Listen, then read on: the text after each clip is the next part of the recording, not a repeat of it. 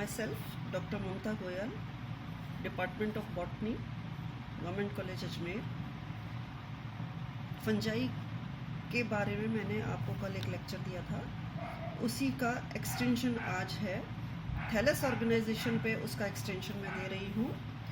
Thallus organisation के बारे में हम जब डिस्कस करते हैं तो उसके पहले हमें ये जानना बहुत ज़रूरी है कि थैलस क्या होता है। मैंने मेरे पिछले लेक्चर में भी आपको बताया था कि जो थैलस होता है, ये थैलस ऐसा स्ट्रक्चर होता है जिसमें स्टेम, लीव्स और रूट में डिफरेंशिएशन नहीं होता। स्टेम, लीव्स और रूट, इन तीनों में अगर प्लांट में डिफरेंशिएशन नहीं है तो उसको हम थैलस कहते हैं।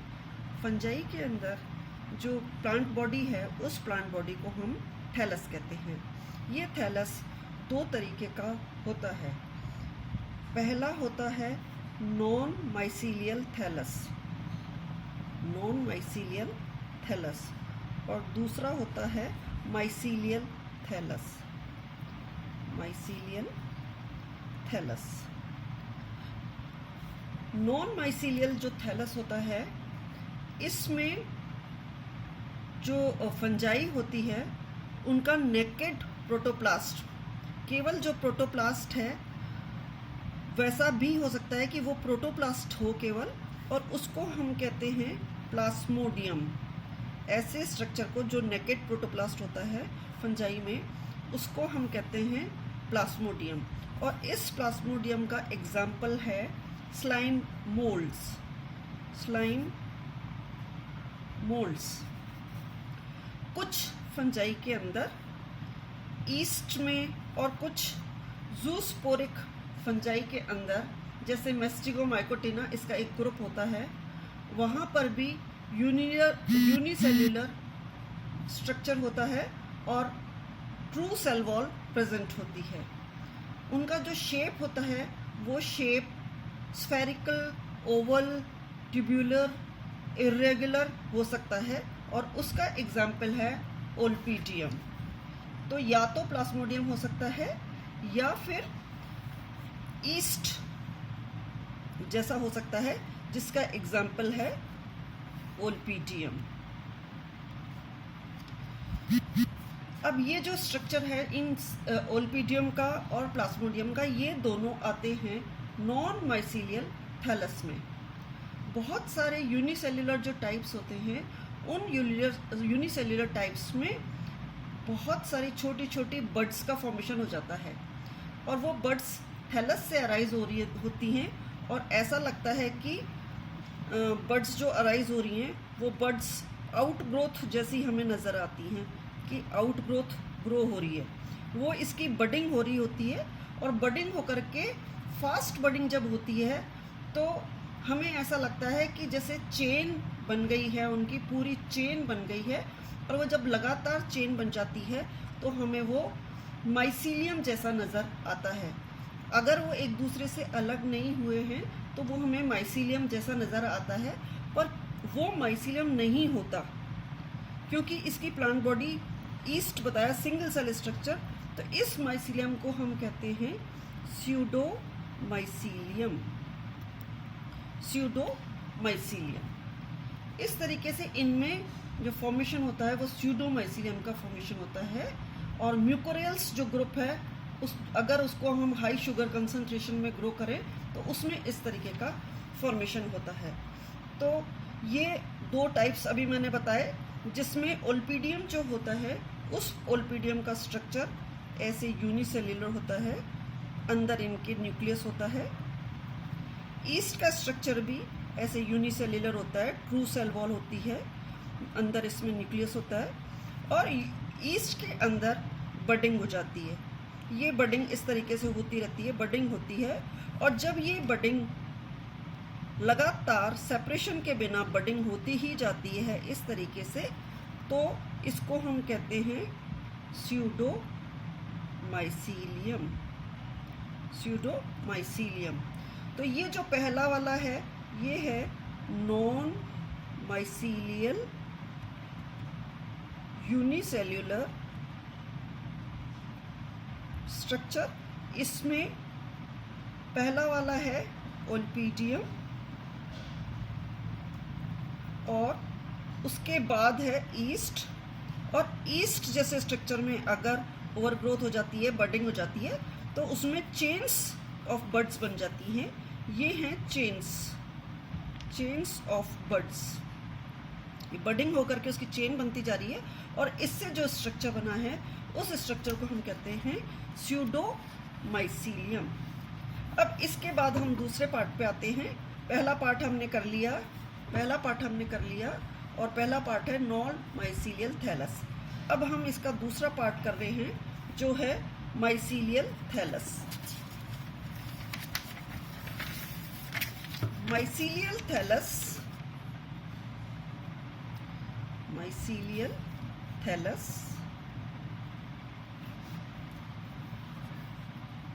फिलामेंटस जो स्ट्रक्चर है, मेजॉरिटी की फंजाई के अंदर जो फिलामेंटस स्ट्रक्चर फॉर्म होता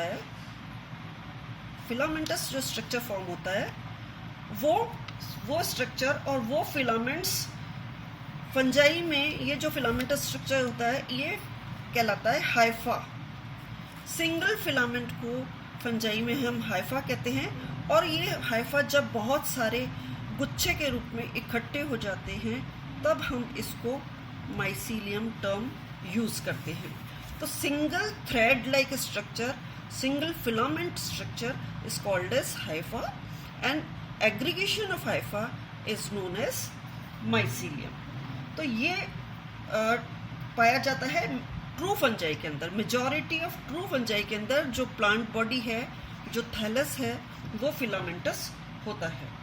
अब ये जो फिलामेंटस स्ट्रक्चर होता है, इस फिलामेंटस स्ट्रक्चर में सेप्टेशंस अलग अलग तरीके के हो सकते हैं।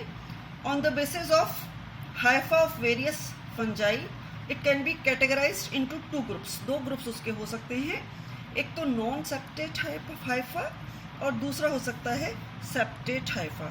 नॉन सेप्टेट हाइफा और दूसरा septate hypha. Non septate hypha और सेप्टेट हाइफा में अब हम डिफरेंस करेंगे। नॉन सेप्टेट हाइफा वो हाइफा हैं, वो कैरेक्टरिस्टिक फीचर हैं जो कि oomacetes और zygomacetes में पाए जाते हैं। oomacetes और zygomacetes में पाए जाते हैं। इनके अंदर क्योंकि सेप्टेशन नहीं है, नॉन सेप्टेट केस है, सेप्टा इज नॉट देयर, इसका मतलब कि उस फिलामेंट में बहुत सारे न्यूक्लियाई साइटोप्लाज्म में पाए जाएंगे। तो जब बहुत सारे न्यूक्लियाई उसके अंदर पाए जाएंगे, नॉन सेप्टेट स्टेज के अंदर बहुत सारे न्यूक्लियाई पाए जाएंगे, तो इस स्टेज को हम कहते हैं सिनोसिटिक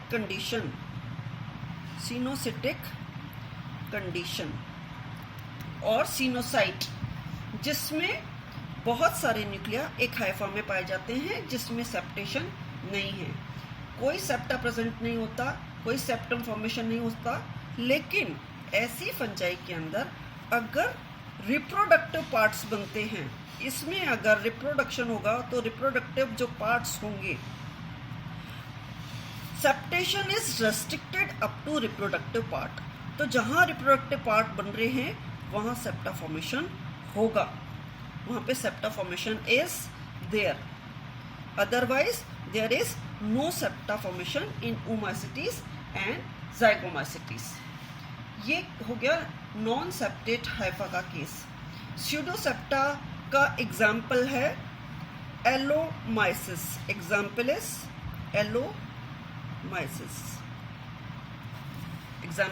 एलोमाइसिस।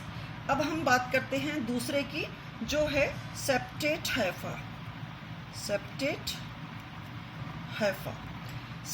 हाइफा एस्कोमाइसिटीज और बेसिडियोमाइसिटीज में पाया जाता है। एस्कोमाइसिटीज और बेसिडियोमाइसिटीज में पाया जाता है। इसके अलावा ये ड्यूट्रोमाइसिटीज में भी पाया जाता है। एस्ट्रोमाइसिटीज, बेसिडोमाइसिटीज और डिट्रोमाइसिटीज, इन सारे ग्रुप्स के में सेप्टेशन होता है, और जब सेप्टेशन होता है फिलामेंट में तो उसको हम सेप्टेट हाइफा कहते हैं। तो ये जो है ये केस है सेप्टेट हाइफा वाला, जिसके अंदर सेप्टेशन होता है। सेप्टम फॉर्मेशन जब होता है तो उस कारण से उस फिलामेंट में यूनिन्यूक्लिएट कंडीशन हो सकती है, उस फिलामेंट में बाईन्यूक्लिएट कंडीशन हो सकती है, उस फिलामेंट में मल्टी न्यूक्लिएट कंडीशन हो सकती है। तो depending upon the formation of septa कितना हो रहा है, कितनी न्यूक्लियाई के बीच में न्यूक्लियाई, उस हिसाब से उसमें होते हैं, और ये स्पेसिफिक केस होता है अलग अलग जेनरा का। ये हो गया सेप्टेट हाइफा। अब इसमें हाइफा जो होते हैं सेप्टेट हाइफा, एक्चुअली में थोड़ा सा अगर हम इसको और डिटेल में लें, सेप्टेट हाइफा तो दो तरीके के सेप्टेट हाइफा का फॉर्मेशन होता है। एक तो प्राइमरी सेप्टा कहलाते हैं और एक एडवेंटिशियस सेप्टा कहलाते हैं। प्राइमरी सेप्टा और दूसरा जो होता है वो एडवेंटिशियस सेप्टा। दो तरीके के सेप्टा का फॉर्मेशन होता है, प्राइमरी और एडवेंटिशियस। जैसे ही सेल डिवीजन अगर होता है, और चाहे वो माइटोटिक डिवीजन हो चाहे वो मियोटिक डिवीजन हो, उसके इमीडिएट बाद जब डॉटर्स न्यूक्लियाई सेग्रीगेट होते हैं और तब सेप्टा का फॉर्मेशन होता है तो उसको हम प्राइमरी सेप्टा कहते हैं। एडवेंटिशियस सेप्टा लोअर फंजाई में पाया जाता है। एडवेंटिशियस सेप्टा जो है वो लोअर फंजाई में पाया जाता है। एडवेंटिशियस सेप्टा ये ज़्यादातर लोअर फंजाई में पाया जाता है। ये ज़्यादातर लोअर फंजाई में पाया जाता है। इसके एग्जाम्पल अगर हम लें तो मैस्टिगोमाइकोटिना और जाइगोमाइकोटिना है। मैस्टिगोमाइकोटिना और जाइगोमाइकोटिना, इनमें ये पाया जाता है। और ये जो है ये न्यूक्लियर डिवीजन के स्टेज पे इमिडिएटली तब नहीं बनते, किसी कारण से अगर साइटोप्लाज्म में कंसंट्रेशन में अगर चेंज होता है तो उस टाइम पे इस तरीके के सेप्टा फॉर्मेशन होते हैं और जो कहलाते हैं एडवेंटिशियस सेप्टा। तो हमने दो तरीके के सेप्टा देखे। सेप्टेट हाइफा में प्राइमरी सेप्टा फॉर्मेशन होगा या एडवेंटिशियस, प्राइमरी सेप्टा होगा या एडवेंटिशियस। प्राइमरी सेप्टा जब डिवीजन के इमीडिएट बाद जो सेप्टा फॉर्मेशन होता है वो प्राइमरी सेप्टा, और एडवेंटिशियस सेप्टा लोअर फंजाई में पाया जाता है, जो किसी कारण से अगर साइटोप्लाज्म की कंसंट्रेशन में अगर चेंज होता है उस वजह से जब फॉर्मेशन होता है तो वो ये कहलाता है। अब हम एक चीज थोड़ा सा और पढ़ेंगे, वो है डाइमॉर्फिज्म। हमने अभी तक पढ़ लिया कि ये स्ट्रक्चर इसका पूरा किस तरीके से होता है। थैलस ऑर्गेनाइजेशन नॉन माइसीलियल होता है और माइसीलियल थैलस पाया जाता है। माइसीलियल थैलस अगर है तो उसमें सेप्टेट कंडीशन पाई जाती है, नॉन सेप्टेट पाई जाती है और सेप्टेट पाई जाती है। सेप्टेट अगर है तो प्राइमरी सेप्टा बन सकता है या एडवेंटिशियस सेप्टा बन सकता है। अब एक डाइमॉर्फिज्म जो कैरेक्टर है वो डाइमॉर्फिज्म कुछ फंजाई में जो कि प्लांट्स को इन्फेक्ट करती हैं, एनिमल्स को इन्फेक्ट करती हैं या ह्यूमन बींग्स को इन्फेक्ट करती हैं, उनमें थैलस डाइमॉर्फिज्म पाया जाता है। थैलस का डाइमॉर्फिज्म का हमारा मतलब है कि वो दो अलग अलग तरीके के शेप लेना, मॉर्फोलॉजिकली डिफ्रेंसिएशन होना। तो कुछ फंजाई ऐसी होती है जिनका जो एक्चुअल शेप है वो अगर यूनिसेल्युलर है या यीस्ट लाइक थैलस है, जिसका स्ट्रक्चर ईस्ट लाइक थैलस है, और वो बाद में कल्चर मीडियम पे अगर ग्रो हो और वो माइसीलियम बना ले। अगर स्ट्रक्चर है ईस्ट लाइक स्ट्रक्चर है और बाद में उसने बना लिया माइसीलियम, क्यों? क्योंकि वो उसको हमने कल्चर मीडियम पे ग्रो किया है। कल्चर मीडियम पे हमने ईस्ट को ग्रो कर दिया। जब हमने कल्चर मीडियम पे ईस्ट को ग्रो कर दिया तो ये किस में चेंज हो गई?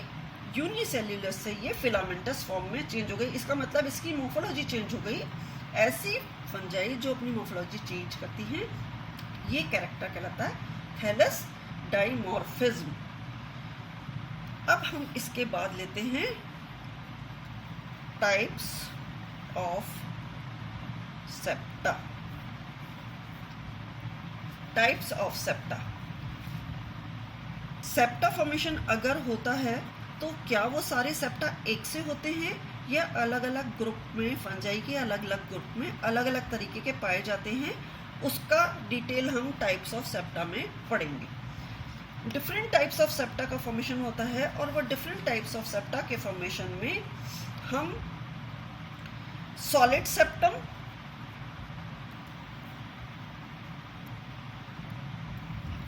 परफोरेटेड सेप्टम,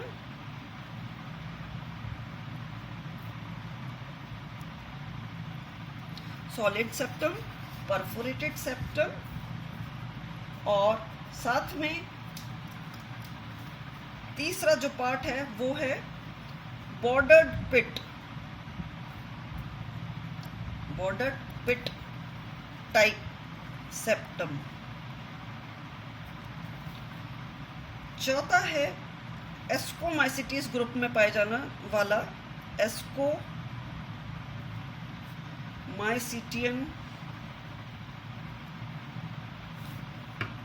टाइप सेप्टम और लास्ट है डोलीपोर सेप्टम। तो ये 5 तरीके के सेप्टा फॉर्मेशन हम एक बार और डिस्कस कर लेते हैं। बिल्कुल सिंपल सेप्टम जिसमें अगर सॉलिड स्ट्रक्चर अगर है इस तरीके का, ये एलएस है। अगर इसका हम टीएस लेते हैं थैलस का तो ऐसे आएगा और उसमें ऐसे पूरा कंटिन्यूएशन में थैलस से सेप्टम का ऐसे फॉर्मेशन जो हो रहा है, ये सेप्टम का फॉर्मेशन। ये वाला जो स्ट्रक्चर है ये सेप्टम है और ये क्लियर कट इस तरीके से जब फॉर्मेशन होता है व्हेन देयर इज नो पोर, तो इसको हम कहते हैं सॉलिड सेप्टम। दूसरा जो केस है उस केस के अंदर एलएस अगर हम ले रहे हैं तो इसके अंदर आप छोटे छोटे होल्स दिखाई देंगे। अगर टीएस हम लेते हैं तो उस टीएस के अंदर परफोरेशन दिखेगा, ये कंटिन्यूशन में नहीं दिखेगा, ऐसे बन रहा है और ये बीच बीच में गैप होगा, बीच बीच में गैप होगा। यहाँ पे ये पोर्स बन रहे हैं, बीच बीच में पोर्स हैं जिससे ये दो सेल्स आपस में एक्सचेंज करेंगे साइटोप्लाज्म को, ये परफोरेटेड सेप्टम है। नेक्स्ट जो टाइप है वो है बॉर्डर्ड पिट सेप्टम। बॉर्डर्ड पिट जो सेप्टम है, ये जो टाइप है, इस टाइप के अंदर दोनों के बीच में बॉर्डर्ड पिट के अंदर एक पिट जैसा फॉर्मेशन होता है और दोनों के सेप्टल पोर जो होते हैं वो कवर्ड होते हैं दोनों एंड्स के ऊपर। इस तरीके का स्ट्रक्चर फॉर्मेशन होता है। इसको अगर हम डिटेल में देखें, इसका अगर हम डायग्राम देखें तो ज़्यादा समझ में आएगा। ये जो स्ट्रक्चर है, इस स्ट्रक्चर में अगर यहाँ बॉर्डर्ड पिट का जो डायग्राम है,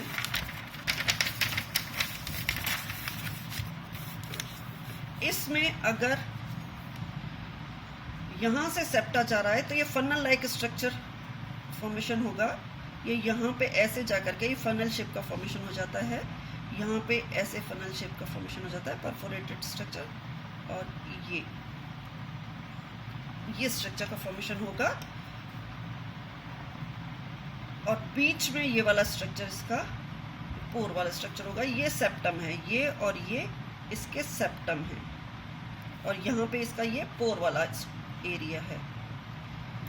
ये बॉर्डर्ड पिट का अगर हम इसका एलएस देखें तो उस एलएस के अंदर ये बीच का स्ट्रक्चर, ये पोर वाला स्ट्रक्चर और ये इसके चारों तरफ से फनल शेप, जैसे फनल में नीचे पतली सी स्ट्रक्चर होता है और ऊपर उसकी कीप का हिस्सा ऊपर का बड़ा होता है, उस तरीके का स्ट्रक्चर ये फनल शेप का बना हुआ है।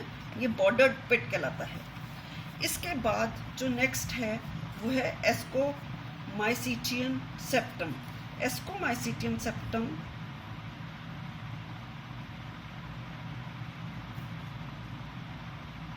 ऐसे जाता है इसका डायग्राम।